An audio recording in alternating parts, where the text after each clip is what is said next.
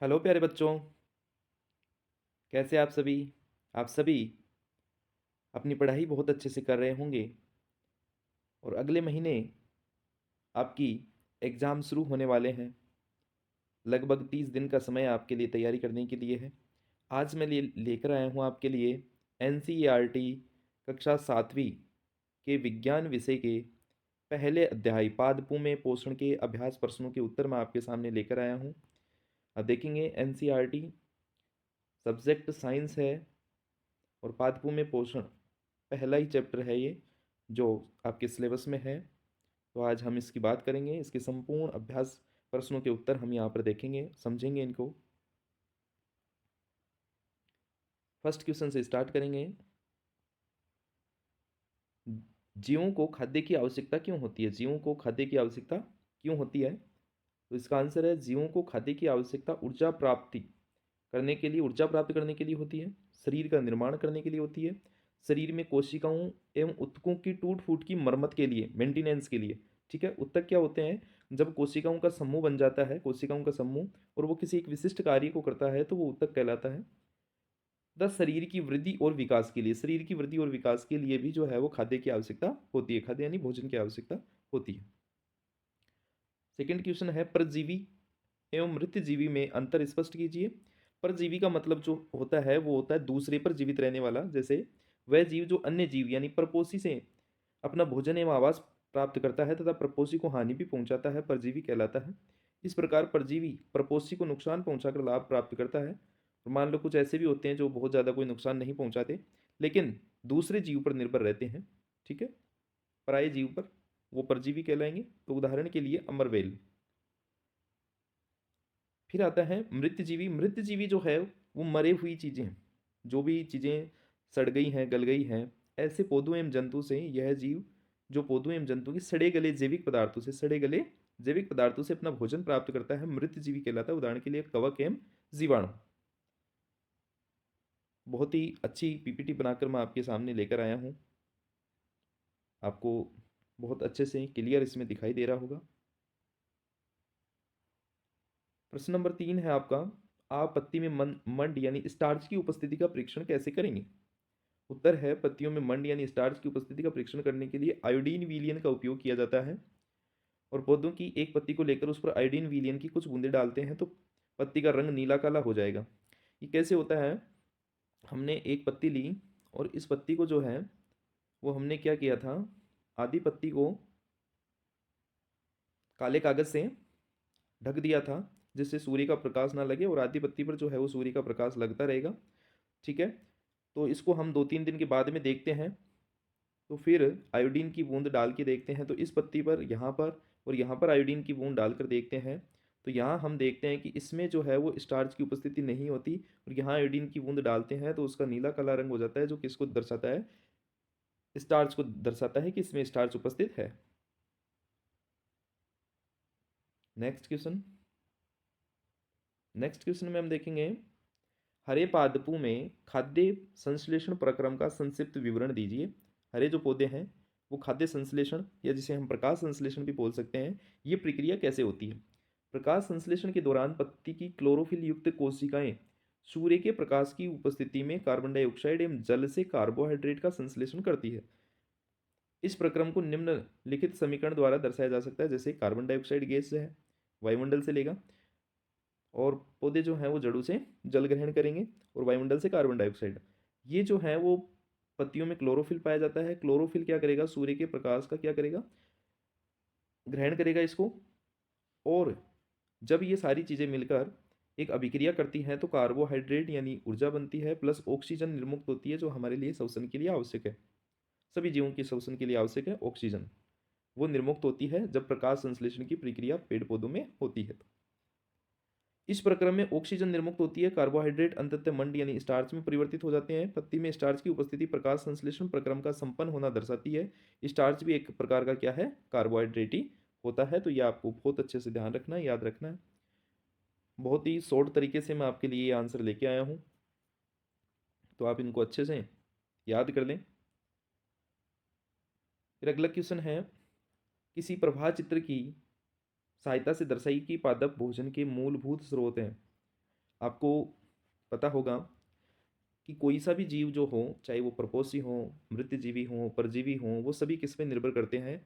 वो सभी पादपों पर निर्भर करते हैं। किस पर निर्भर होते हैं? पादपों पर निर्भर होते हैं, चाहे वो परोक्ष रूप से हो या प्रत्यक्ष रूप से, डायरेक्ट इनडायरेक्ट रूप से प्लांट पर ही निर्भर होते हैं, पादपों पर ही निर्भर होते हैं। देखो इसका आंसर क्या है? पत्तियों द्वारा सौर ऊर्जा संग्रहित की जाती है तथा पादप में खाद्य के रूप में संचित हो जाती है। प्रकाश संश्लेषण उपस्थित न होने की स्थिति में खाद्य उपलब्ध नहीं होगा, भोजन उपलब्ध नहीं होगा। सभी जीवों के लिए पादप ही उत्पादक स्रोत है। अतः जीवों का अस्तित्व प्रत्यक्ष अथवा परोक्ष रूप से पादपों द्वारा बनाए गए भोजन पर निर्भर करता है।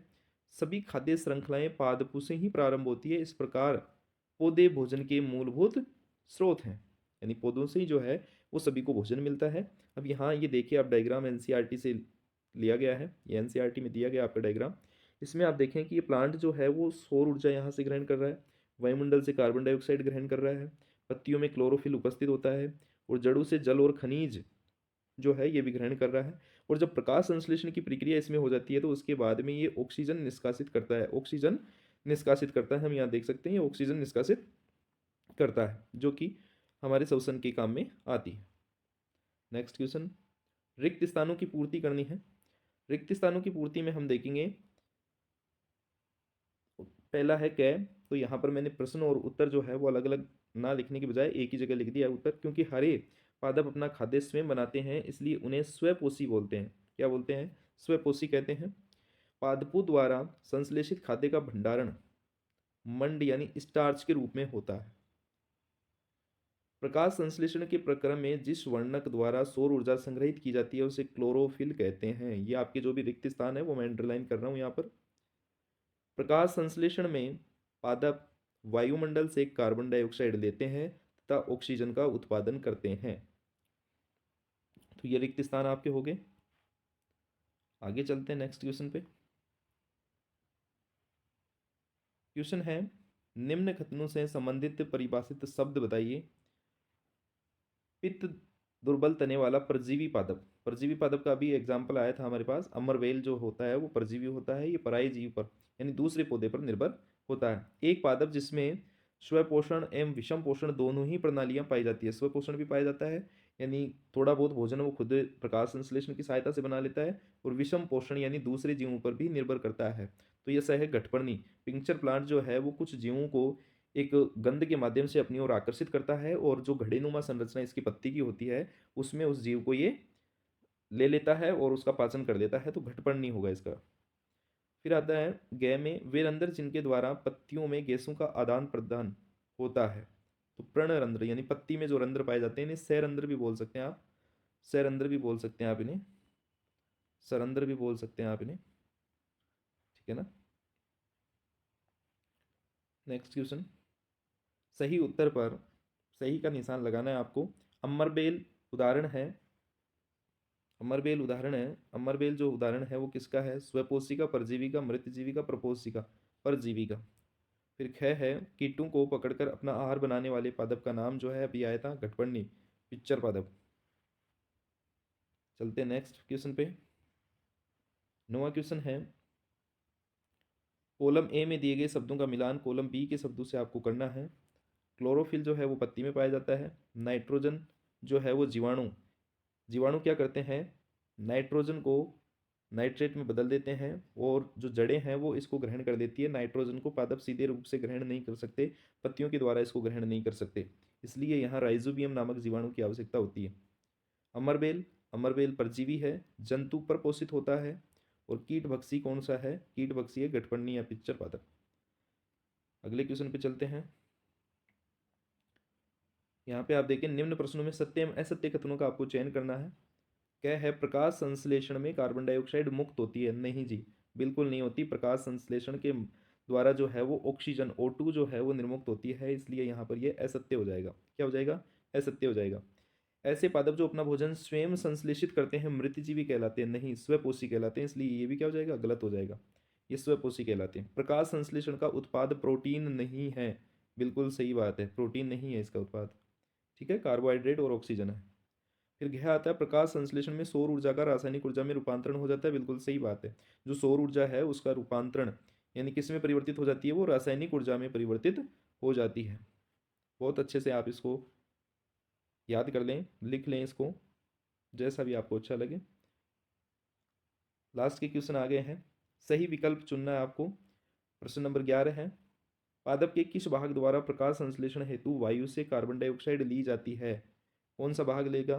मूल रोम, पर्णशिराएं, रंध्र, बाह्य दल। रंध्र जो है वो क्या करते हैं, गैस को ग्रहण करते हैं, कार्बन डाइऑक्साइड गैस को। ठीक है, रंध्रों का ही कार्य है, जो पत्ती पर सूक्ष्म छिद्र पाए जाते हैं उन्हें रंध्र कहते हैं, और रंध्रों के द्वारा ही गैसों का विनिमय होता है। तो रंध्र जो है इसमें सही आंसर हो जाएगा आपका रंध्र। फिर 12वां प्रश्न है, वायुमंडल से मुख्यतः जिस भाग द्वारा पादप कार्बन डाइऑक्साइड प्राप्त करते हैं वह है? जड़, तना, पुष्प और पत्तियां। तो पत्तियां जो हैं उन्हीं के द्वारा कार्बन डाइऑक्साइड को ग्रहण किया जाता है, और पत्तियों में ही रंध्र पाए जाते हैं। दोनों क्वेश्चन एक दूसरे से जुड़े हुए हैं, पत्तियों में रंध्र पाए जाते हैं, तो पत्तियां इसका जवाब हो गया। आपको ये अभ्यास प्रश्नों के उत्तर कैसे लगे, आपको वीडियो कैसा लगा? अगर आपको ये इन्फॉर्मेटिव लगा है, अच्छा लगा है, तो आप लाइक करें, दोस्तों के साथ शेयर करें और चैनल को सब्सक्राइब ज़रूर कर दें, ताकि आने वाले समय में आपको हर चैप्टर के अभ्यास प्रश्नों के उत्तर भी मिलेंगे, और जो इम्पोर्टेंट क्वेश्चन होंगे, चाहे वो ऑब्जेक्टिव हो या बड़े प्रश्न हो, सभी के आपको यहाँ पर इम्पोर्टेंट क्वेश्चन करवाए जाएंगे। परीक्षा से संबंधित जो भी प्रश्न हैं वो करवाए जाएंगे, इसलिए आप चैनल को ज़रूर सब्सक्राइब कर दें। Thank you.